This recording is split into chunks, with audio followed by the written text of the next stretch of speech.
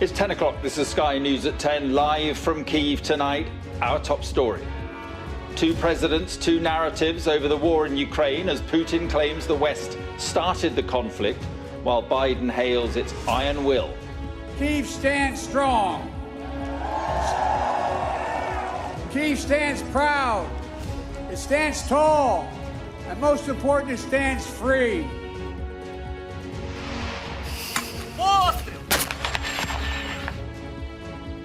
And as the presidents speak, we see the frontline battle as each side fights for advantage in eastern Ukraine. Also on Sky News at 10 tonight, the NHS nurses pulling back from the brink, pausing their most serious strike action yet for new discussions on pay.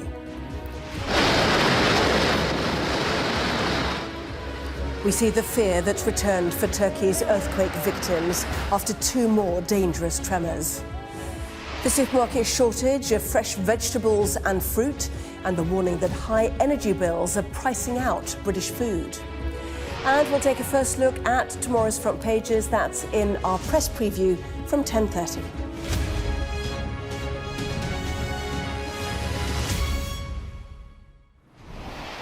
Good evening from Kyiv. We heard two very different stories of the war in Ukraine today as this country and the world prepares to mark 1 year since Russia's invasion.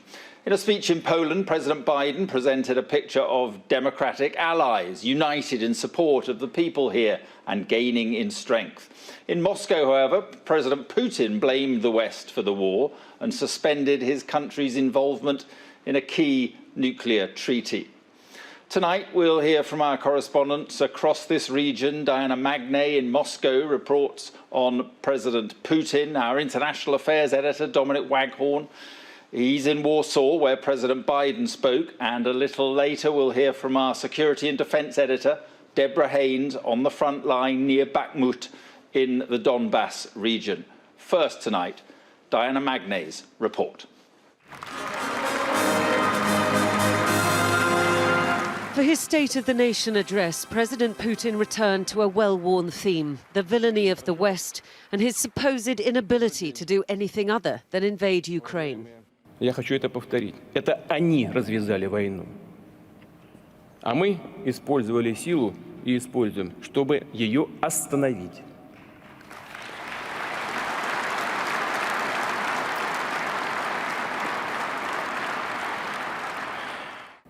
Но они также не могут не отдавать себе отчет в том, что победить Россию на поле боя невозможно.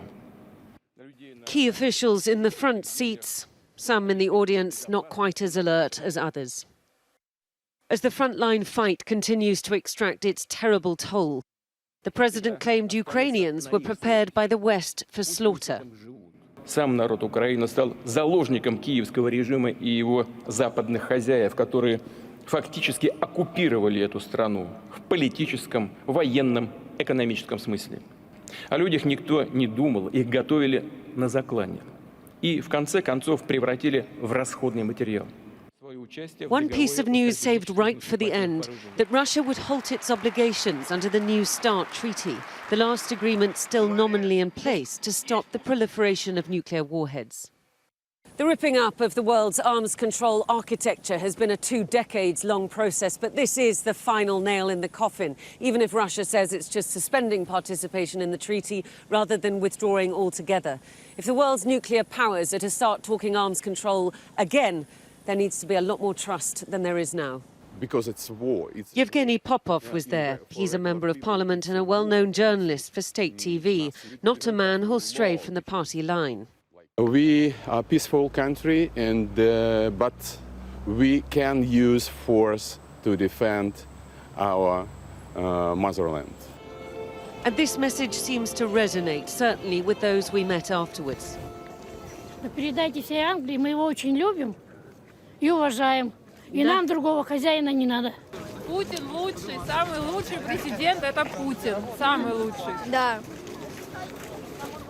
If people wanted a vision for how this war ends, they did not get one. Just a speech infused with bitterness and paranoia from the man who could end it in a heartbeat. Diana Magnay, Sky News, Moscow. So a familiar belligerent message from Moscow today, but from President Biden in Warsaw, a very different take on the war. In his speech, Putin said the Ukrainian people are hostages of the Kyiv regime and that winning the war was a matter of our country's existence. And he reiterated the claim that Ukraine and the West have started the war. President Biden, though, placed the blame squarely on Putin, calling the war his murderous assault on Ukraine. He said it will never be a victory for Russia and directly disputed Putin's claims, saying the West is not plotting to attack Russia. More now on President Biden's speech from our International Affairs editor, Dominic Waghorn. We were told to expect vintage Joe Biden, and the president drew deeply on the past to make a heartfelt plea for freedom. From the past of the city where he was standing. Knowing what you stand for is most important, and knowing who stands with you makes all the difference. The people of Poland know that, you know that.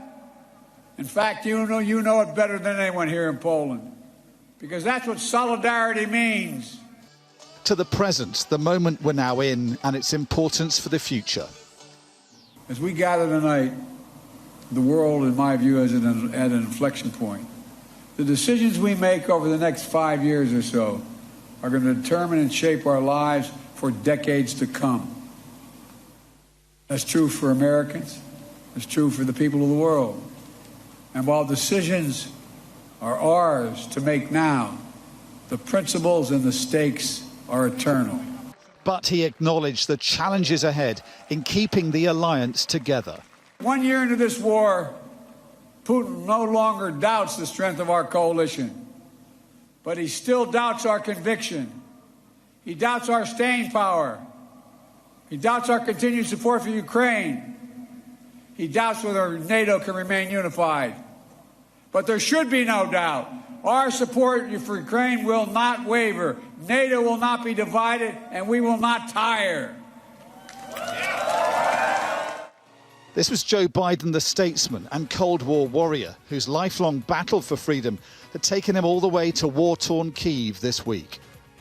Joe Biden's mission now is to rally the allies to maintain the unity they have shown for a year, to the surprise of many. But there are differences between them over how fast to arm Ukraine and over what kind of victory they want to impose on Russia. Earlier, President Biden met his Polish counterpart, who wants stronger support for Ukraine. He'll meet other allies tomorrow. In Joe Biden's audience, we'd found Ukrainians Yulia and her mother. Yulia's brother is fighting in Bakhmut, she told me. The Americans have put on a beautiful show, she said, but a country needs more. If it was the first day of war, it will be okay. Today, 1 year war, I think it's not enough. Too much time. We wait too much time.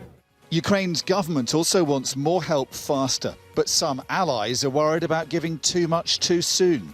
The president's challenge is maintaining unity and momentum as this conflict enters another year.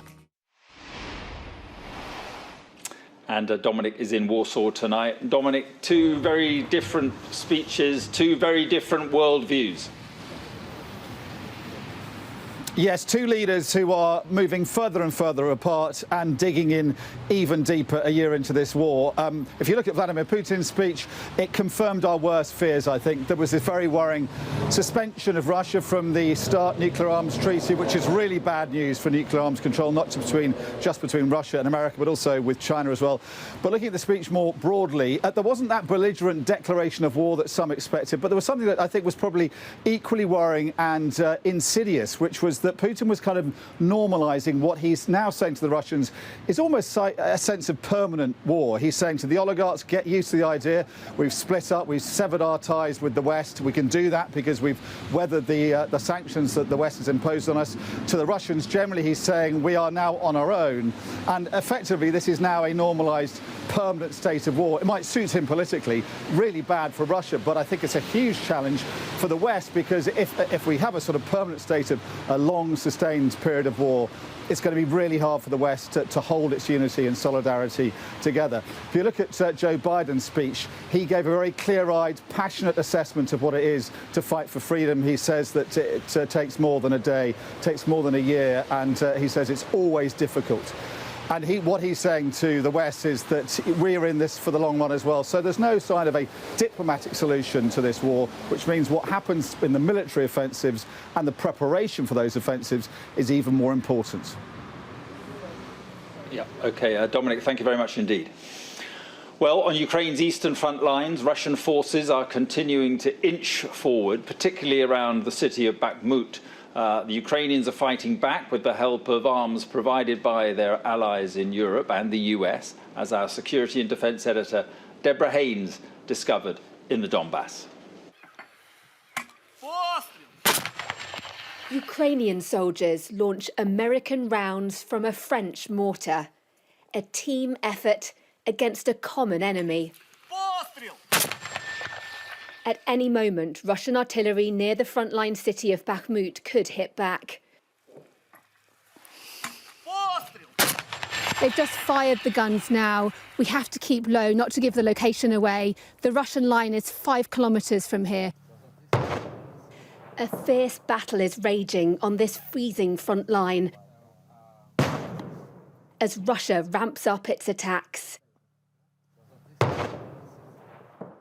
We joined soldiers from Ukraine's 3rd Brigade in trenches that have turned fields into makeshift fortresses over the past year. Я пішов на цю війну з березня місяця.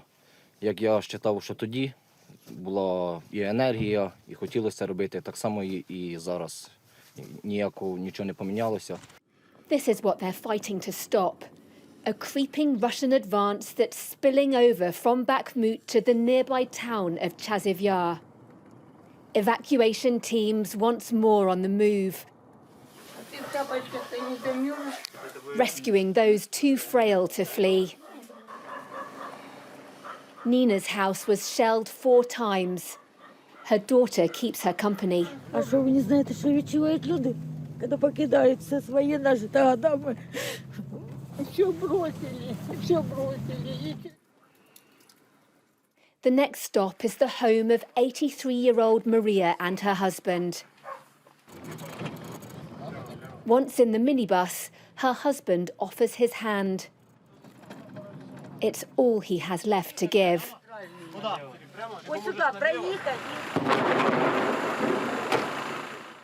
In the town centre, other families are waiting to escape, like Svetlana and her 7-year-old daughter. Потому что нас вынудили выехать. Мы выезжаем. Жизнь вынудила, ситуация вынудила. What is your wish? What do you want? Мира. I've spoken to the mayor. He didn't want to appear on camera, but he said that the situation here is hard but stable. Yet, of course, there are people being evacuated every day. He said many thousands have left. There are still people here, though, and the big worry is if Bakhmut nearby falls, this place will be next.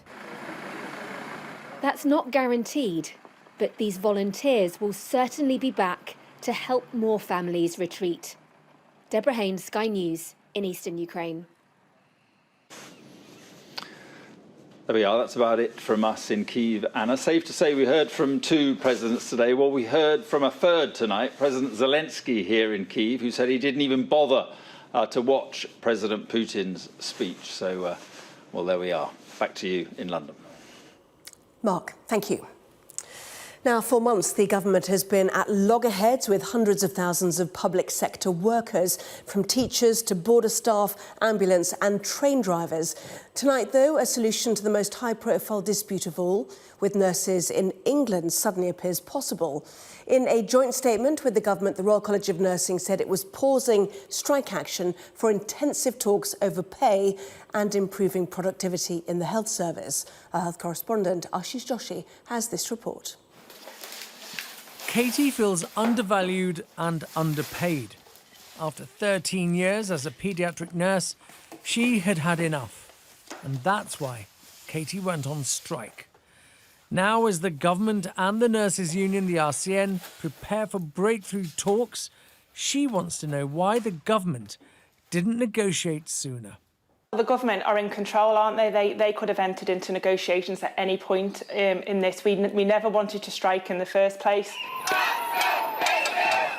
The RCN stepped up its campaign last week when it announced a 48-hour walkout, which would have included nurses from emergency departments, intensive care units and cancer care, services that were previously unaffected.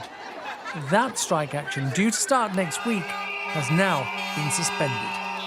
We certainly will, as we've always said, we will put our plans on the table. They can put their plans on the table, but I'm confident that we will come out with a fair pay settlement for our nursing staff. The winter pressures that have gripped the NHS look like they are finally easing, but the strikes have slowed down any progress on record waiting times. The government says it's committed to bringing down that 7 million strong elective waiting list, but it can't do that with the nurses out on strike. Since the industrial action began, more than 140,000 procedures have had to be cancelled, and all of those patients will need to be seen at some stage. Next month, Rishi Sunak says he will announce his NHS workforce plans. You can't have a workforce plan if your workforce is out on strike. These talks will be the first significant development since the strikes were announced. Health leaders are nervously optimistic. This is what we've been calling for months, so it would be churlish for us not to welcome it. The door is open, and we encourage the trade unions now to be pragmatic, to be creative, to try to find a solution. The talks are only the beginning, but could signal the end. That's what the government and patients need, and what nurses like Katie want. Ashish Joshi, Sky News. Well, our chief political correspondent John Craig is outside the Department of Health and Social Care. And John, what has shifted for this sudden breakthrough then? Well, apart from the workforce plan that Ashish mentioned in his report, the cutting waiting lists, don't forget, is one of the Prime Minister's 5 priorities he outlined at the beginning of the year. And health bosses have told him, you're not going to cut waiting lists while you've got half your workforce out on strike. And so that is why the government has moved somewhat. But let's not get ahead of ourselves, because there's a suggestion that perhaps the government might be prepared to go to 5%. Well, that's still way short of the 10% that Pat Cullen has suggested she might be willing to accept. Now, the other big problem for the government is that all the other trade unions are furious. Divide and rule, the TUC is complaining tonight. And another thing that has infuriated the trade unions is that in its evidence to the pay review bodies for next year, 23-24, they're only proposing 3.5%. A sick joke, says Unite's Sharon Graham. So, we're not much further forward. Gillian Keegan of the Education Secretary has invited the teachers to strikes for talks, but they're not minded to call off theirs either. So whilst Pat Cullen is upbeat and confident, she says, we're a long way off a resolution of these strikes yet. John, thank you. For people who have already lost so much, it seems the ultimate injustice. A family who saw more than 80 relatives die after the earthquakes in Turkey and Syria, now unable to return to their homes after 2 more tremors. Well, the first of the new earthquakes measured 6.4 in magnitude and struck near the city of Antakya in Hatay province just after 8 last night. 3 minutes later, it was followed by an aftershock measuring 5.8 and then 31 much smaller shocks. Sky special correspondent Alex Crawford has returned to Antakya, where she first reported on the initial earthquakes more than 2 weeks ago. One of the worst affected areas first time round hit again. They must wonder what further misery is possible for this region and the people in it. Trauma upon trauma. Loss and yet more loss. The Hatay mayor has urged residents not to try returning to their homes, few structures remain intact and those standing are dangerous.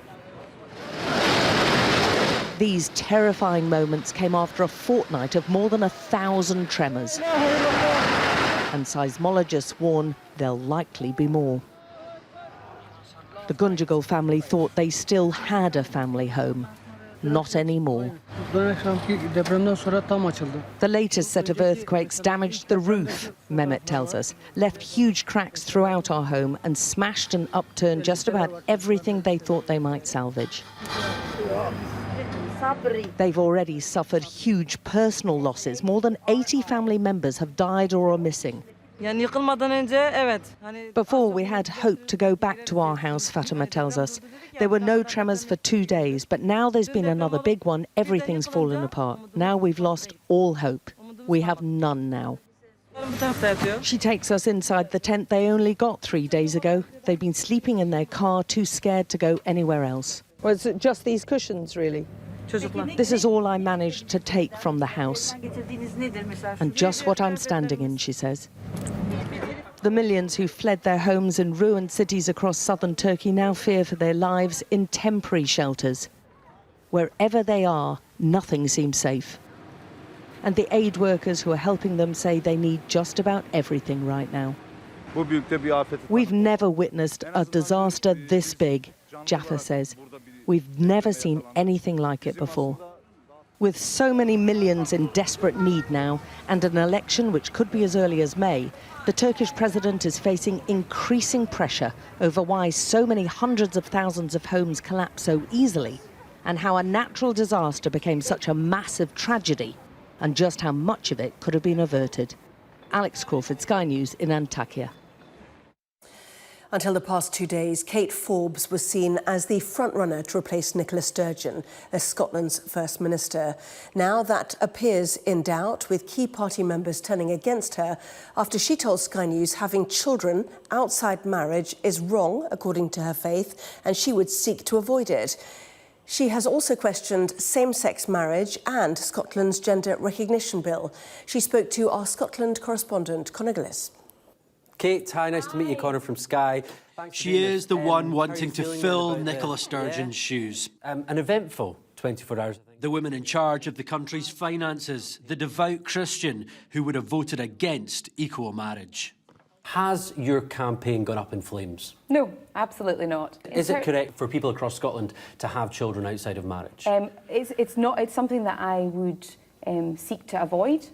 For me personally. In terms of my faith would say that children, well, it says sex is for marriage, and that's the approach that I would practice. But so is it, in your view, wrong then for people to have children outside of marriage? That's your view, isn't it? I mean, you're asking me, would I impose my views on other people? I'm just asking you, you think it's wrong? Well, I think for me, it would be wrong according to my faith. Grappling with gender is another big issue. The row over the double rapist, now known as Isla Bryson, caused trouble for Nicola Sturgeon.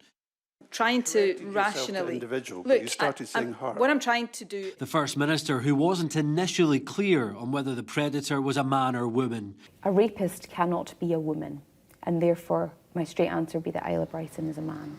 This at a time when Holyrood had passed laws making it easier for people to legally change their recognised gender.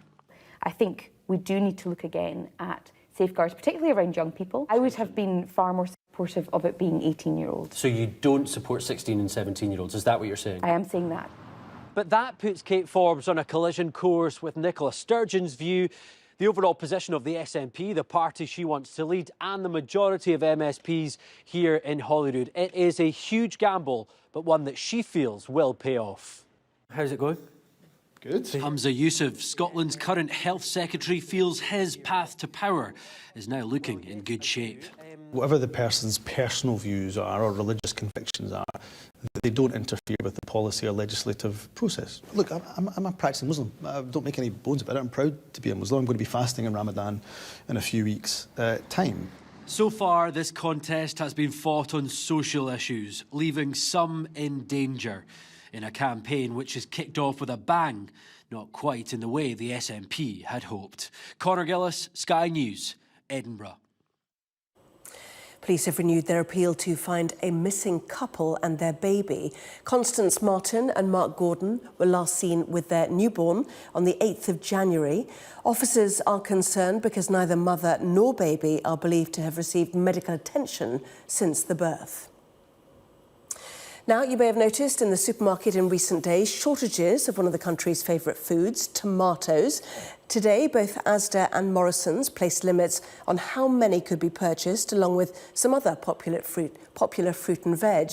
It's because of a poor harvest in southern Europe and North Africa, and also, the industry told us today, because of high energy prices here. Our business correspondent Gurpreet Narwan reports.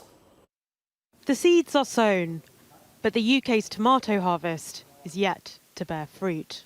And it's likely to be a disappointing one this year. Rising heating and fertiliser costs are forcing growers to cut production at a time when imports are drying up because of poor weather. At Lee Valley, one of Britain's biggest fruit and veg nurseries, growers would usually have a crop of tomatoes ready by now, but they've had to delay the season by 2 months. Whether in Spain and in North Africa, there's food shortages, and that's only going to continue because we've delayed planting. So where we'd have British produce on our shelves now, cucumbers, peppers and tomatoes would have followed. It's been delayed by another 3-4 weeks, so this is just the start of it.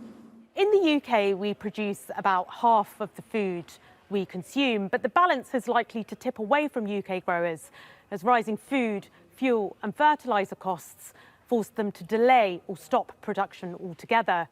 And if imports can't fill the gap, then empty supermarket shelves could become a common occurrence. Go back to having vegetables that are in season and, not worry about it. Yeah. And grow in our own country. We find it, it's gone short and the price has gone so expensive. Morrisons and Asda have already started rationing some fresh produce, limiting purchases of tomatoes, cucumbers and lettuce to 2 or 3 per customer. But experts say consumers may have to put up with higher prices. Unfortunately, we have seen inflation in food prices. We're anticipating that will fall as we go through this year, but I think we're still seeing very unusually high prices in supermarkets at the moment. Food production in the UK is slumping as the country's reliance on imports increases. British growers say they want to help, but right now they can't afford to feed the nation. Gurpreet Narwan, Sky News. Well, finally, there was some good news today over the nurses' strike. For rugby fans, the prospect of industrial action hangs over the Six Nations Championship. Wales postponed their squad announcement for Saturday's match with England following threats of a players' strike. They are in dispute with Welsh rugby bosses over pay and a rule which prevents most players who move abroad from representing Wales.